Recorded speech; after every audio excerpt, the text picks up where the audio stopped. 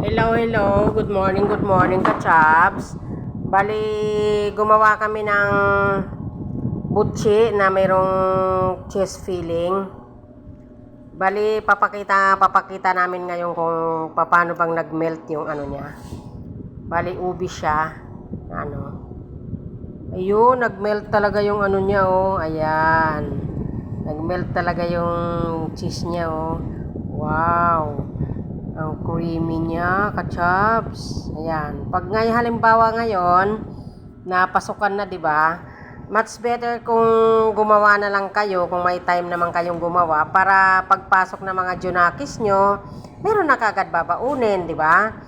Kasi mas bet natin yung magluto na lang tayo sa bahay kaysa sa pabibili natin yung mga anak natin sa labas. Mamaya meron silang mabili sa labas na mga chichirya, tapos masira pa yung ano nila, yung tiyan nila. Much better na ito na yung ipakain natin kung may time ka magluto. Yung mga sangkap nito, ka-chubs, nasa dulo ng video. Thank you for watching, ka-chubs.